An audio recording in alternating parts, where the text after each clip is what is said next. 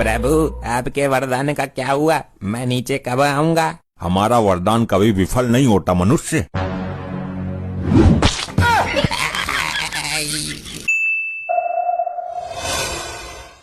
खाली क्यों आए हो? तुमको तो हमने प्राण हरने के लिए भेजा था ना एक स्त्री के। क्षमा करें प्रभु, वो औरत कालकंडनी से भी खतरनाक है, हम उसके समीप दोबारा नहीं जाएंगे। क्यों, क्या हुआ? विस्तार पूर्वक बताइए। प्रभु, जैसे ही हम वहाँ पहुँचे हमने देखा वो तो बहुत भयानक स्त्री है। मुन्ना के पापा, ओ मुन्ना के पापा, अबे ओ मुन्ना के पापा। क्या हुआ महारानी? मैं सो रही हूँ, मेरे लौंडे का ध्यान रखना। अब पूरी रात जागकर पहरा दूं मैं तेरे लौंडे का? हर घंटे में डायपर चेंज करते रहना इसके, नहीं किया तो सुबह उठते ही वाइपर से मार लगाऊंगी।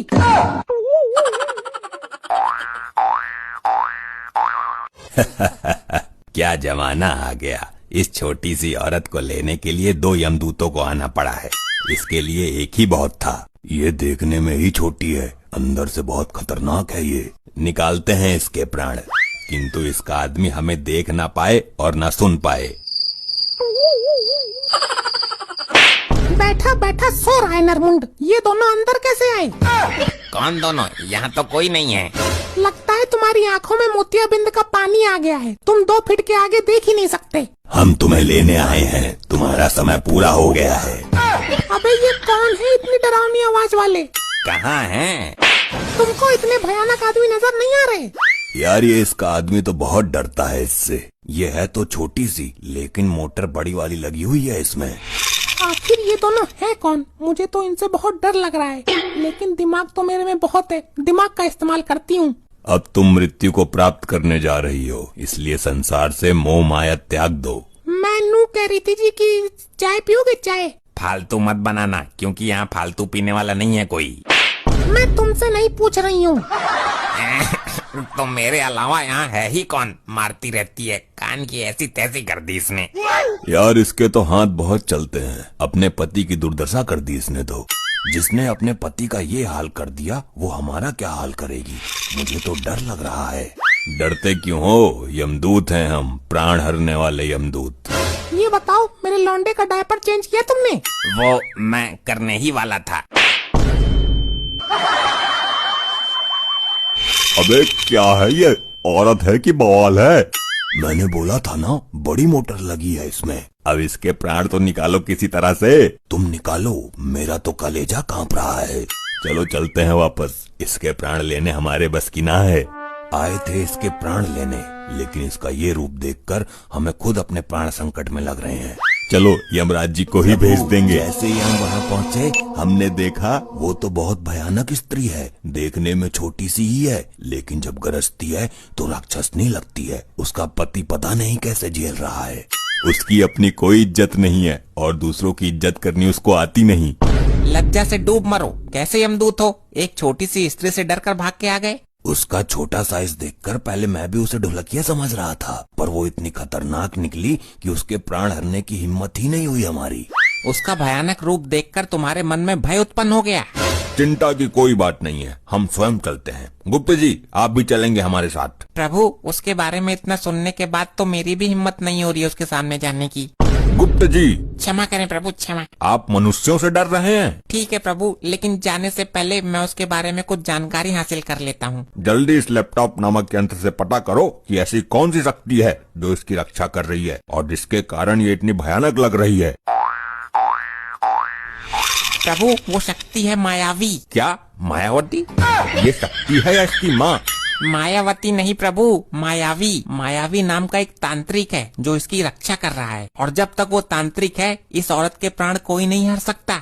ऐसा क्यों चित्रगुप्त जी? प्रभु, इस मायावी तांत्रिक ने अपनी माया का प्रयोग करके इस औरत के प्राण एक शोकेस के अंदर डाल दिए, और जब तक वो शोकेस नहीं टूटेगा ये मरेगी नहीं। अगर ऐसा है तो पहले हम उस शोकेस को ही तोड़ देते हैं। कैसी कलयुगी औरत है आजकल की। प्राण भी शोकेस के अंदर सजा के रखने की चीज होती है क्या? इस शातिर औरत ने बहुत दिमाग से काम लिया है गुप्त जी, क्योंकि कोई ये अंदाजा भी नहीं लगा सकता कि प्राण ऐसी जगह भी हो सकते हैं। तो प्रस्थान करते हैं प्रभु भूलोक के लिए। पहले उस मायावी तांत्रिक से मिलते हैं।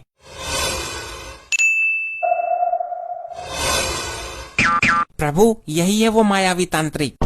आंखें खोलो मायावी। मृत्युदाता प्राण हरता यमराज मेरे पास। मूर्ख, तुम अपनी माया और शक्तियों का गलत उपयोग कर रहे हो।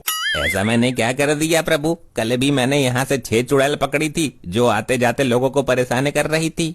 मूर्ख तांत्रिक, तुम विधि के विधान में उत्पन्न कर रहे हो, उसको बदलने की कोशिश कर रहे हो। मैं कुछ समझा नहीं प्रभु। मूर्ख, तू जानता है कि मृत्यु अटल है, एक दिन सबको मरना है, फिर भी तूने उस औरत के प्राण छुपाकर उसकी मृत्यु को टालने की कोशिश की। क्या करूं प्रभु, औरत के आंसू देखकर मैं जल्दी पिघल जाता हूँ। तुम करते रहो ये कांड, मैं ऊपर बैठकर तुम्हारा सारा हिसाब किताब लिख रहा हूँ। प्रभु, एक तो वो औरत छोटी सी काली सी थी, मैं उसे शमशान घाट की चुड़ैल समझ रहा था। अब जो तूने गलती की है उसकी सजा तुझे जरूर मिलेगी। अरे ये क्या कर रहे हो प्रभु? मुझे नीचे कब उतारोगे? जब हम उस स्त्री के प्राण हर लेंगे तुम अपने आप ही नीचे आ जाओगे, ये हमारा वरदान है। तब तक मैं यहीं हवा में लटका रहूंगा। तो क्या हुआ, लोग इसको चमत्कार समझेंगे, पूजा करेंगे तुम्हारी। वैसे एक बात तो है, यहाँ से शमशान घाट मुझे बिल्कुल साफ नजर आ रहा है। चलें चित्रगुप्त जी। मुन्ना के पापा, जल्दी जाकर दरवाजा खोलो, देखो कौन आया है। चपत मारकर दर्द भी देती है और मुन्ना के पापा बोलकर दिल को सुकून भी देती है। इसका दिमाग हाथ में नहीं आ रहा। हाय जीजू। अंदर पधारिए। प्रभु, याद रहे हम इनमें से किसी को भी दिख ना पाएं। हमें कोई नहीं देख पाएगा, आप निश्चिंत रहें। गुप्त जी, ये सुंदर, नाजुक और कोमल सा मानव कौन है? प्रभु, इस कोमल से मानव की ही तो बीबी है ये कुंठा स्त्री। दीदी कैसी हो आप? मैं तो ठीक हूँ, तू सुना, बहुत दिनों बाद आई है तू। बहुत दिनों बाद? अरे अभी 2 दिन पहले ही तो गई थी। जब से तेरी सास नरक लोक पधारी है तब से ये तो आते ही रहती है। फालतू बोलने की जरूरत नहीं है, तुम अच्छी तरह से जानते हो मेरे और मेरी बहन में ज्यादा दिमाग नहीं है। हाँ, ये तो जानता हूँ। देख रहे हैं प्रभु, कितना अत्याचार सह रहा है ये नाजुक सा कोमल सा मानव। अच्छा, ये तुम्हारी बहन भी तो तुमसे छोटी है। छोटी है तो क्या हुआ, लेकिन काम तो बड़े बड़े उखाड़ती है। ये मेरी हेमा मालिनी है। बड़े बड़े काम मतलब? मैं समझा नहीं। किसी को भी अपने जाल में फांस कर बड़ी आसानी से उसकी जेब से पैसा निकलवा लेती है। वो कैसे? मैं कुछ समझा नहीं। इसका एक सच्चा आशिक है, जब उसे पैसे की जरूरत पड़ती है तो इसको मोहरा बनाता है। अच्छा, फिर क्या, ये नए नए लड़के फंसाती है और उनसे पैसा ऐंठ कर अपने आशिक को दे देती है। इसने तो रिश्तेदारों के रिश्तेदारों को भी नहीं छोड़ा। ये तो बहुत अच्छी टेक्निक है पैसे लूटने की। इसके साइज पर मत जाना, ना जाने कितने लड़कों के पैसे लेकर अपने आशिक को दे चुकी है और फिर बाद में नंबर ब्लॉक कर देती है उसका और अपना नंबर भी चेंज कर लेती है। देख रहे हैं प्रभु, कितने नीच और मतलबी लोग हैं। ऐसे लोग अपने आप को बहुत होशियार, इज्जतदार समझते हैं, लेकिन उनकी 2 कौड़ी की भी इज्जत नहीं होती है। अब मेरे बारे में तो मेरी दीदी ने तुम्हें बता ही दिया। मेरी दीदी भी पहले ऐसा ही करती थी, मैंने इनसे ही सीखा है। बहुत अच्छे संस्कार हैं और दिमाग भी बहुत अच्छा पाया है। जीजू कहीं घूमने चले? लेकिन घूमने जाएंगे कैसे? घूमने कैसे जाएंगे मतलब, हमने तुम्हें एक डिब्बा दिया तो है। डिब्बा? कौन सा डिब्बा? सिरके का? अरे बेवकूफ, मेरे घर वालों ने तुम्हें दहेज में एक छोटी सी 3rd क्वालिटी की कार दी है, उसी को डिब्बा बोल रही है।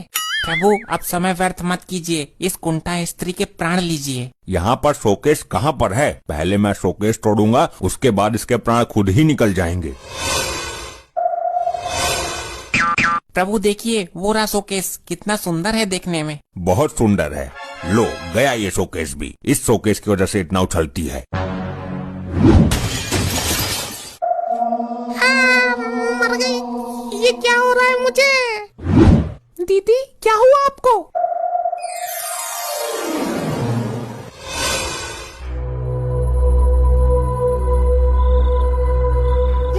प्रभु, आपके वरदान का क्या हुआ? मैं नीचे कब आऊंगा? हमारा वरदान कभी विफल नहीं होता मनुष्य।